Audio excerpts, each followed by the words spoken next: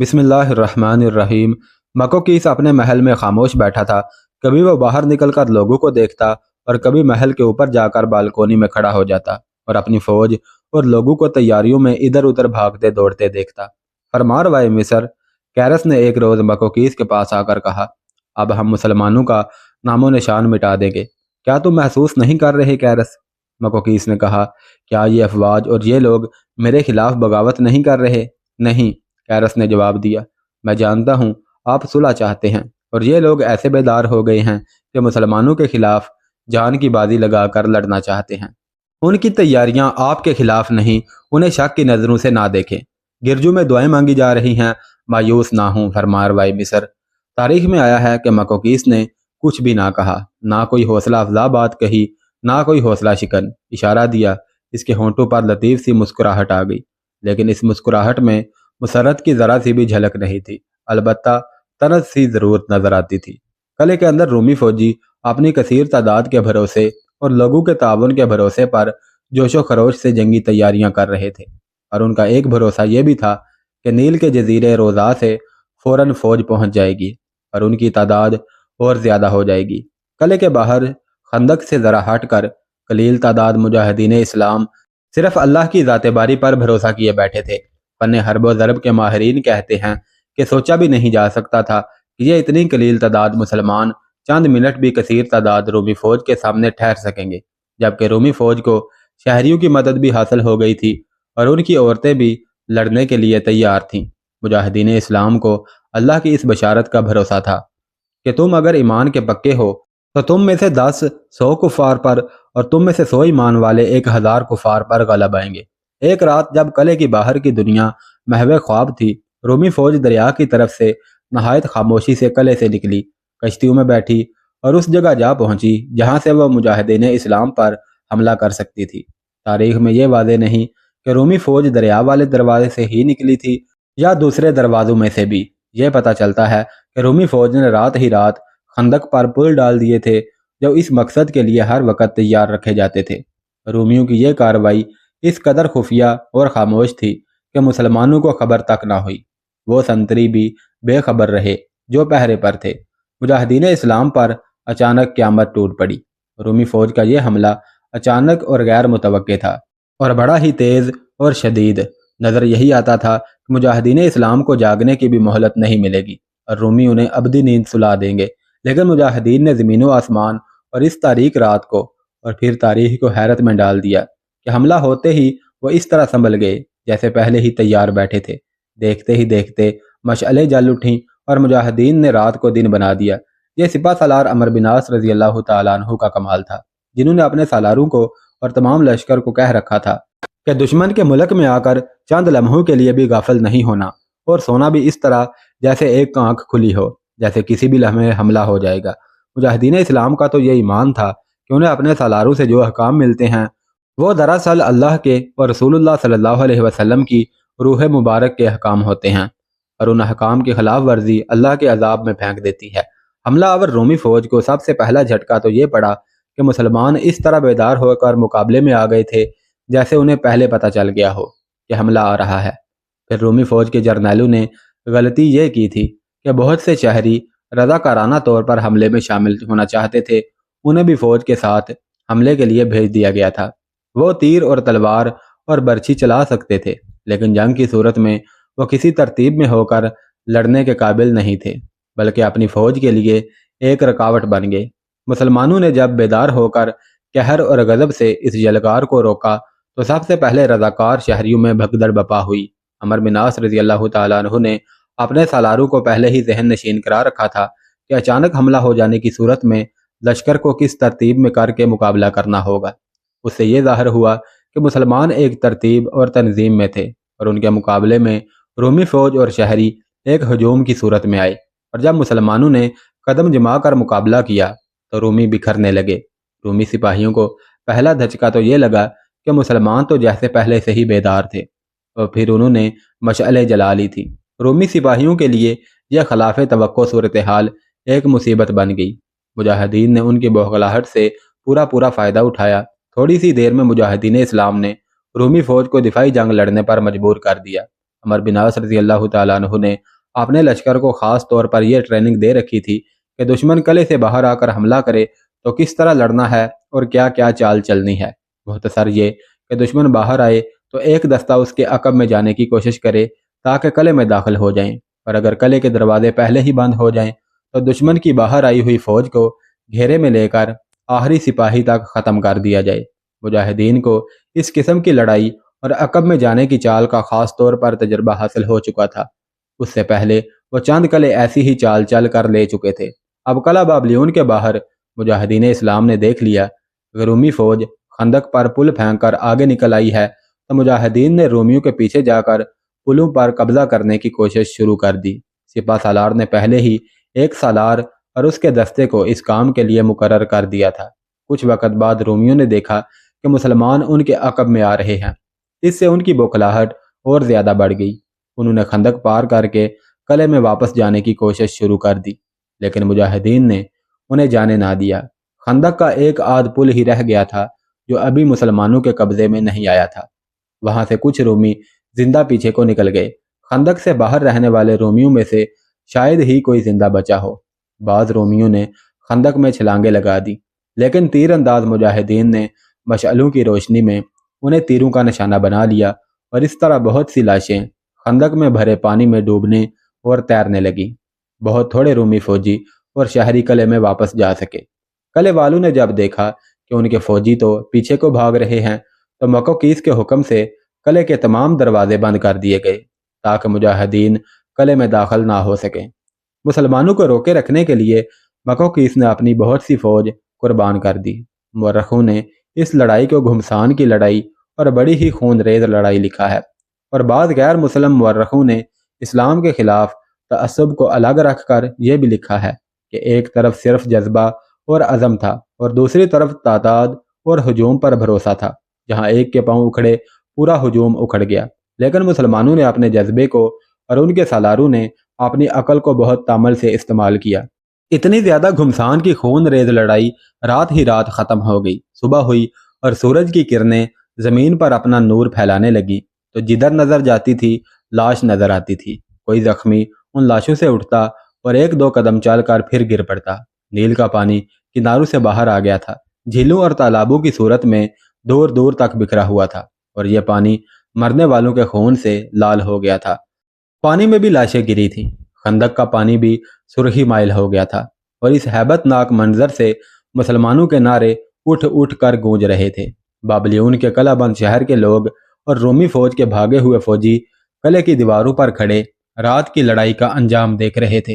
اوپر سے تو یہ بھیانک منظر اور ہی زیادہ خوفناک اور ہیبت ناک لگتا تھا۔ کہاں ان لوگوں کا یہ عزم کہ مسلمانوں کو شکست دینے کے لیے عورتیں بھی لڑیں گی، مگر ہوا یوں کہ مرد بھی جم کر نہ لڑ سکے اور کٹ مرے، یا جو بچے وہ بھاگ کر شہر میں پناہ گزین ہوئے۔ اگر شہر کے دروازے بر وقت بند نہ کیے جاتے تو دیواروں کے اندر بھی یہی منظر ہوتا کہ رومیوں کی لاشیں بکھری ہوئی ہوتی۔ مکوکیس کو اس کے مخبر نے بتایا کہ شہر کے لوگ اور فوجی دیواروں پر جا کر باہر کا منظر دیکھ رہے ہیں، اور ان کے حوصلے جو پہلے ہی کمزور تھے بالکل ٹوٹ پھوٹ گئے ہیں۔ مکوکیس نے یہ سنا تو غصے سے باہر نکلا اور حکم دیا کہ کوئی شہری یا فوجی دیوار پر نہ جائے سوائے ان فوجیوں کے جو قلعے کے دفاع کے لیے اوپر موجود رہتے ہیں۔ یہ حکم ملتے ہی مکوکیس کے محافظ دستے کے بہت سے آدمی دوڑے گئے اور دیوار پر جا کر لوگوں کو ہانک کر اور دھکیل کر دیوار سے اتارا، اور سارے شہر میں مکوکیس کا یہ حکم پہنچایا کہ کوئی آدمی بغیر ڈیوٹی کے دیوار پر نہیں جا سکتا۔ سب دیواروں سے اتر گئے تو مکوکیس نے اپنے جرنیلوں کو اور ایک دو مشیروں کو بلایا۔ کیرس بھی آ گیا۔ ان سب کو ساتھ لے کر مکوکیس دیوار پر چلا گیا اور باہر کا منظر دیکھا۔ دیکھ رہے ہو اپنی جنگ کا انجام، مکوکیس نے کہا۔ تم نے ان پر سوتے میں حملہ کیا تھا، لیکن یہ خون آلود انجام بتاتا ہے جیسے تم سوئے ہوئے تھے اور مسلمانوں نے تم پر حملہ کیا تھا۔ میں جانتا تھا ایسا ہی ہوگا، تم اپنے آپ کو فریب دیتے رہے ہو۔ حقیقت کو دیکھو، ہماری فوج لڑنے کے قابل نہیں رہی۔ ہاں، اگر اسکندریہ سے کمک آ جائے تو پھر شاید ہم مسلمانوں کو للکارنے کا خطرہ مول لے سکتے ہیں۔ مکوکیس کے ساتھ جو جرنیل اور مشیر تھے وہ خاموشی سے سنتے رہے۔ ان کے پاس کہنے کو کچھ بھی نہ تھا۔ میں اب بھی کہتا ہوں، ان سے صلح کر لو، مکوکیس نے کہا، لیکن اب ہمیں جزیہ قبول کر کے صلح خریدنی پڑے گی۔ میں جانتا ہوں تم سب نے لوگوں کو اور فوج کو گرمایا تھا کہ میں انہیں مسلمانوں کا غلام بنانا چاہتا ہوں۔ تمہاری بہتری اسی میں ہے کہ اب جاؤ اور لوگوں سے کہو کہ جزیہ قبول کریں اور مسلمانوں کے ساتھ صلح کر لیں۔ مکوکیس کا یہ فیصلہ بلا جواز نہیں تھا۔ اس کے جرنیلوں کی خاموشی اور مشیروں کا سر جھکا لینا بھی بے معنی نہیں تھا۔ سب دیوار سے دیکھ رہے تھے کہ باہر ان کی فوج اور شہریوں کی لاشیں ہی نہیں بکھری ہوئی، بلکہ مجاہدین اسلام کا لشکر خندق سے آگے آ گیا تھا۔ خندق ہی ایک رکاوٹ تھی جو گزشتہ رات مسلمانوں نے رومیوں کے بچھائے ہوئے پلوں سے عبور کر لی تھی۔ خندق قلعے کی دیوار سے بہت دور تھی۔ دیوار اور خندق کے درمیان ہرے بھرے کھیت اور پھلوں کے باغات تھے۔ ان پر اب مجاہدین اسلام کا قبضہ ہو گیا تھا۔ مکوکیس بھی جانتا تھا اور اس کے جرنیل بھی جانتے تھے کہ مسلمان جب کسی قلعے پر یلغار کر دیتے ہیں تو قلعہ لے کر ہی دم لیتے ہیں۔ ان سب نے یہی بہتر سمجھا کہ اپنے لوگوں کو اور فوج کو اس حقیقت سے آگاہ کر دیا جائے کہ مسلمانوں کے ساتھ ان کی شرط پر صلح کر لینے میں ہی اپنی عافیت ہے۔ لوگوں کو ہم قائل کر لیں گے، کیرس نے مکوکیس سے کہا۔ آپ اس سلسلے میں جو کارروائی کرنا چاہتے ہیں وہ کریں۔ لوگوں اور فوجیوں کو قائل کرنا تو کوئی مسئلہ ہی نہ تھا۔ اس وقت اپنے حملے کا انجام دیکھ کر ان کے حوصلے بری طرح ٹوٹ گئے تھے اور سارے شہر پر خوف و ہراس طاری تھا۔ پہلے جو لوگ نہیں مانتے تھے کہ مسلمانوں میں کوئی پراسرار قوت موجود ہے، اب وہ بھی مان گئے۔ گزشتہ رات سے پہلے وہ اپنے آپ کو قلعے کی دیواروں کے اندر محفوظ سمجھتے تھے، لیکن اب ان دیواروں سے بھی انہیں خوف آنے لگا تھا۔ مکوکیس اپنے جرنیلوں اور مشیروں کو اپنے محل میں لے گیا اور سپہ سالار عمر بن عاص رضی اللہ تعالیٰ عنہ کے نام ایک پیغام لکھوایا۔ میں امن اور خیر سگالی چاہتا ہوں، مجھے ملاقات کا ایک موقع دیں۔ میرے 2-4 رفیق ساتھ ہوں گے اور آپ اپنے 2-4 رفیقوں کو ساتھ رکھیں اور ہم دونوں مل بیٹھ کر صلح سمجھوتے کا کوئی راستہ نکالیں گے۔ ہو سکتا ہے ہم کسی بہتر فیصلے پر پہنچ جائیں۔ پیغام ایک قاصد کو دے کر اسی وقت روانہ کر دیا گیا۔ عمر بن عاص رضی اللہ تعالیٰ عنہ اس وقت قلعے کے ارد گرد گھوم رہے تھے جب مکوکیس کا پیغام ان تک پہنچا۔ انہوں نے اپنے تمام سالاروں کو بلایا اور الگ لے جا کر انہیں مکوکیس کا پیغام پڑھ کر سنایا۔ پھر ان سے پوچھا کہ وہ کیا مشورہ دیتے ہیں۔ صاف انکار کر دیں، سالار زبیر بن عوام رضی اللہ تعالیٰ عنہ نے کہا۔ آپ کا خیال بالکل صحیح ہے کہ یہ شخص وقت حاصل کرنے کی کوشش میں ہے۔ عمر بن عاص نے دوسرے سالاروں کی طرف دیکھا۔ سب نے زبیر بن عوام کی پرزور تائید کی اور متفقہ طور پر کہا کہ ملاقات نہ کی جائے۔ کیا تم لوگ میری مجبوری نہیں سمجھتے؟ عمر بن عاص نے کہا۔ کیا تم نہیں جانتے کہ امیر المؤمنین نے مجھے کیا حکام بھیج رکھے ہیں؟ امیر المؤمنین کا بڑا ہی واضح حکم ہے کہ مصر کا حاکم ان 3 شرطوں میں سے کوئی ایک مان لے تو اس کے ساتھ صلح کر لو، لیکن اپنی شرط پر 100% عمل درآمد کراؤ۔ اب مکوکیس نے ہماری ایک شرط مان لی ہے۔ میں امیر المؤمنین کے حکم کی خلاف ورزی نہیں کر سکتا۔ اس کے علاوہ یہاں اپنی حالت بھی دیکھ لو، ہم کس کیفیت میں مبتلا ہیں۔ ہمارے ارد گرد پانی ہے، بے شک ہم نے خندق عبور کر لی ہے، لیکن اس قلعے کو سر کرنا کوئی آسان کام نہیں ہوگا۔ کھیتوں اور باغات میں بھی پانی ہی پانی ہے۔ ہم ابھی کسی دوسرے شہر کی طرف پیش قدمی بھی نہیں کر سکتے۔ ہمیں پانی خشک ہونے کا انتظار کرنا پڑے گا۔ اب دشمن کی کیفیت کا اندازہ کرو، اس کے ساتھ ہی دشمن کا ذہن پڑھنے کی کوشش کرو۔ اس وقت رومی فوج کے حوصلے ٹوٹ پھوٹ چکے ہیں۔ ہم نے ان کے جو قیدی پکڑے ہیں انہوں نے بتایا ہے کہ فوج کے ساتھ شہر کے لوگ بھی حملے میں شامل تھے۔ اس سے ہمیں یہ فائدہ ملا ہے کہ شہر کے لوگوں پر بھی ہمارے مجاہدین کی دھاک بیٹھ گئی ہے، لیکن یہ لوگ قلعے کی پناہ میں بیٹھے ہیں۔ پیشتر اس کے کہ ان کے حوصلے بحال ہو جائیں، ہمیں ان کی یہ شرط قبول کر لینی چاہیے کہ یہ جزیہ ادا کریں گے، اور اگر یہ لوگ سنبھل گئے تو پھر یہ اس شرط سے بھی پھر جائیں گے۔ تمام سالار اپنے سالار سے متفق ہو گئے اور مکوکیس کے پیغام کا جواب یہ دیا کہ وہ باہر آ کر جہاں چاہے ملاقات کرے۔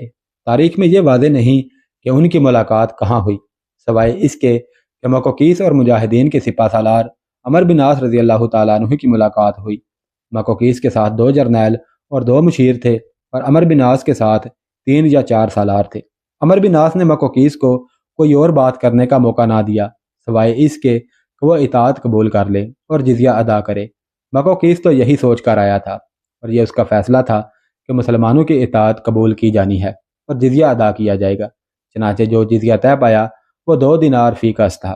یہ صرف بالغ مردوں کو ادا کرنا تھا، نابالغ لڑکوں اور لڑکیوں، عورتوں اور بوڑھے مردوں کو جزیہ سے مستثنیٰ رکھا گیا۔ مکوکیس حیران رہ گیا کہ اتنا تھوڑا جزیہ مقرر کیا گیا ہے۔ عمر بن عاص رضی اللہ تعالیٰ عنہ نے مکوکیس سے یہ بھی منوا لیا کہ مسلمانوں کی کوئی جماعت جہاں کہیں بھی جائے گی کچھ دن قیام کر سکے گی، اور اگر 2-3 مسلمان کسی مجبوری کے تحت کبھی کسی مصری کے گھر ٹھہریں گے تو گھر والے 3 دن ان کی میزبانی کریں گے۔ اس معاہدے میں عمر بن عاص نے مکوکیس کے مطالبے کے بغیر ہی یہ بھی شامل کیا کہ مصریوں کی زمین، مال و اموال، ان کے گرجے اور دیگر عبادت گاہیں اور خشکی یا دریا میں کوئی بھی ملکیت ہوگی یہ انہی کی رہے گی اور مسلمان ان کی حفاظت کریں گے۔ مصریوں کی تجارت پر کوئی پابندی عائد نہیں ہوگی۔ مصری تاجر جہاں چاہیں مال لا سکیں گے اور کسی بھی ملک کو اپنا مال بیچ سکیں گے۔ مکوکیس نے اس معاہدے پر اپنی مہر ثبت کر دی، لیکن اس نے ساتھ ہی یہ بھی کہا کہ اس معاہدے کی منظوری شاہ ہرقل سے لینی ضروری ہے۔ اس وقت تک دونوں طرف کے فوجی جہاں ہیں وہی رہیں گے، منظوری جلدی آ جائے گی۔ یہ ملاقات اور معاہدہ مجاہدین اسلام کی بہت بڑی فتح تھی۔ مکوکیس واپس اپنے قلعہ بابلیون میں گیا تو اپنے ساتھ گئے ہوئے جرنیلوں اور مشیروں سے صلح مشورہ کیا کہ ہرقل کو کس طرح اطلاع دی جائے۔ عام طریقہ تو یہ تھا کہ ہرقل کے نام پیغام ایک ایلچی لے جایا کرتا تھا، لیکن مکوکیس نے کہا کہ یہ مسئلہ اتنا اہم ہے کہ ہرقل نہ جانے کیسے کیسے سوال کرے اور ایلچی جواب نہ دے سکے۔ سب نے بیک زبان اسے مشورہ دیا کہ وہ خود بزنطیہ چلا جائے اور ہرقل کو مطمئن کر دے۔ ہرقل کو مکوکیس ہی مطمئن کر سکتا تھا۔ مکوکیس نیل کے راستے اسکندریہ کو روانہ ہو گیا۔ اسکندریہ سے اسے بزنطیہ جانا تھا، لیکن مورخ لکھتے ہیں کہ نہ جانے کیا وجہ ہوئی اور اس نے کیا سوچا کہ مکوکیس اسکندریہ رک گیا اور وہاں صلح کے معاہدے کی پوری تفصیلات لکھ کر اپنے ایک ایلچی کو دی کہ وہ بزنطیہ جائے اور ہرقل کے حوالے کر دے۔ معاہدے کی وہ اصل تحریریں بھی ساتھ بھیج دیں جس پر عمر بن عاص اور مکوکیس نے دستخط کر کے اپنی اپنی مہریں لگائی تھیں۔ کچھ دنوں بعد ایلچی بزنطیہ پہنچا۔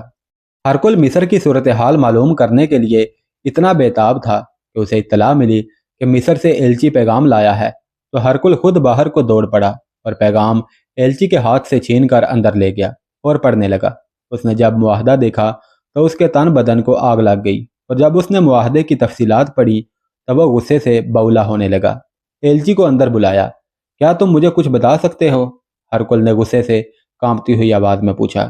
کیا یہ معاہدہ صرف بابلیون کے لیے ہے یا اس بدبخت مکوکیس نے پورے کا پورا مصر مسلمانوں کی جھولی میں ڈال دیا ہے؟ اور کیا تم مجھے بتا سکتے ہو کہ جزیہ وصول کر کے مسلمان واپس چلے جائیں گے یا مصر کے بادشاہ بن کر بیٹھیں گے؟ نہیں کیسر روم، ایلچی نے جواب دیا، مجھے فرمانروائے مصر نے کوئی ایسی بات نہیں بتائی سوائے اس کے کہ یہ پیغام آپ کے حضور پیش کر دوں۔ کہاں ہے وہ؟ ہرقل نے پوچھا اور خود ہی جواب دیا، بابلیون میں ہوگا۔ نہیں کیسر روم، ایلچی نے جواب دیا، اسکندریہ میں ہیں، آپ کے جواب کا وہیں انتظار کریں گے۔ ابھی روانہ ہو جاؤ، ہرقل نے حکم دیا، تمہیں بادبانی جہاز تیار ملے گا، فوراً اسکندریہ پہنچو اور مکوکیس سے کہو کہ اسی جہاز پر آئے اور میرے پاس پہنچے۔